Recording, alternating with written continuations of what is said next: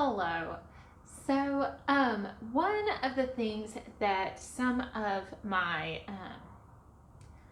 mentors have taught me is that it's always great to bring along an example. So today I thought that I would show you some things that I discovered last night. My aunt had gotten me at a estate sale, I don't really know, a kind of sewing footstool. That's what we're going to call it. I don't know the exact name. That an elderly woman had. And so I finally got a moment to go through it last night and just kind of, weed out and look, okay, what is stuff that I want? What are stuff that, what's here? And it was so fascinating to go through it and see remnants from this woman's life that I don't know. Like, one of the things I discovered were feet. These are called feet. They're sewing foot.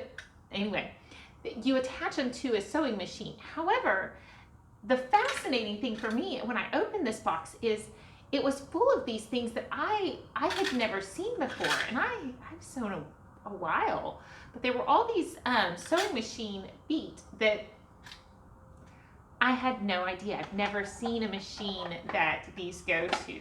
So in a short while, I'm actually headed over to the quilters to see if they know. They also had, this was just an entertaining find to me because clearly I've lived in the modern era of sewing machines, which some might argue is not a thing. But all of my life, my sewing machines have always been able to do a zigzag stitch. It's a pretty basic stitch. Well, this woman whose sewing footstool I was going through had not, or she had a machine that was from an era when that was new and exciting. And so in this box, I found, it's got the instructions and everything. This, you attach it to your sewing machine so that you can do a zigzag stitch. It's got all of the exciting information. So that now your sewing machine can do a zigzag stitch, which is kind of funny because the sewing machine that I have, that's not top of the line, it's just a sewing machine, not only does a zigzag stitch, but it's got like 3 pages of stitches that I can do. Like, it's just all these settings. In fact, it's almost too much. And like I said, it's a basic one. And I went through there and I found patterns that she had cut out, and sometimes there would be notes, like she had made a wedding dress for someone and she had made notes about it. And then in another one, she had like mentioned that she was going to do the sleeves from this dress, but the top and bodice from that dress. And I just was kind of walking through this woman's life that I didn't even know, just kind of discovering things and learning about her, finding interesting things, honestly, to a certain extent from history that like I've never experienced. So for example, apparently Farmers Insurance used to send you needle sets, and she had her needle sets from Farmer Insurance. She had, all of these interesting things, and I'm cleaning it out. I'm deciding, okay, this I need, this, isn't as useful to me. There was a skirt set, it looked like, that she had cut out but never sewn. And so it was just kind of like this footprint of a woman I've never met. So why am I sharing about my interesting evening yesterday? Well, as I was thinking on kind of these items from this life that I've never encountered, I got to thinking about Hebrews 11 and 12. Now, Hebrews 11, if you're looking for, okay, who are important people in the Bible, let me encourage you to go to Hebrews 11. And every time you get to a name, look up that name. Usually there's cross-references at the bottom of your Bible, or you can go to the back of your Bible and find the name, or you can just do a simple search on your phone and find the name and read up a little bit about them. It starts with Abel, and it goes all the way through, and then it ends kind of with this, like, it ends with this great verse. It says, time is too short for me to tell you about. It names a couple of their names, and then it begins to describe others, and it's just this cool moment where you just get this kind of hall of fame from the Bible. But then it gets to chapter 12. And you realize why the writer of Hebrews has been telling you all this. It says, therefore, since we also have such a cloud of witnesses surrounding us, let us lay aside every weight and the sin that so easily ensnares us. Let us run with endurance the race that lies before us, keeping our eyes on Jesus, the source and perfecter of our faith. For the joy laid before him endured the cross, despised the shame, and has sat down at the right hand of God's throne. As I went through this woman who I've never met sewing box, I was reminded of my grandmother and her sewing box, and of sitting down at her sewing machine and learning from her. But that was a simple matter of sewing.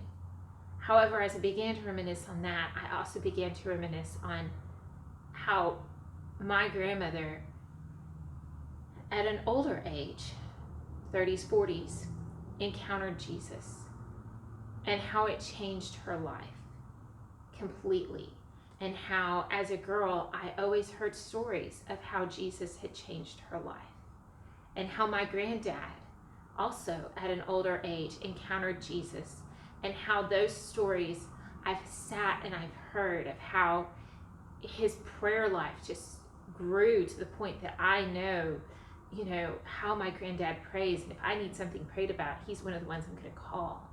I was just struck by various people who have left behind a legacy in my life. I began to think of more recent ones that are now part of the cloud of witnesses surrounding us. And I thought of the impact that they have made.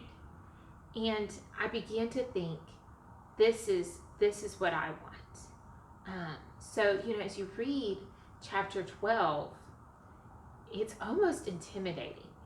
I mean, like you get to this point where, down towards the end, he's, can I say, what more can I say? Time's too short. And then he begins to list off, prophets who by faith conquered kingdoms, administered justice, obtained promises, shut the mouths of lions, quenched the raging fire, escaped the edge of the swords, gained the strength after being weak, became mighty in battle, and put foreign armies to flight. Women received dead, and they were raised to life again.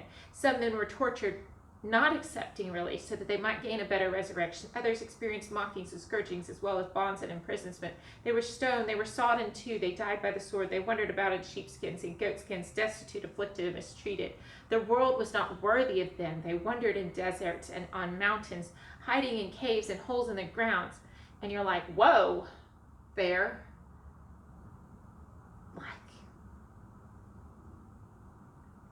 I don't think I'm leaving that kind of legacy behind. And I'm all right with not getting sawed in two. But you are, each of us, leaving a legacy behind. My grandmother was not sawed in two, but she left a legacy behind. As we sat and we looked at photo albums, my grandmother would tell me of how she was not the woman that was in those pictures anymore. That these photos were of the old her. As I've sat and talked with other Christians, they've shared of the change that Christ has made. They've shared of the trials that they've gone through, of the loss of children, of struggles against disease, even mental illness like depression and discouragement.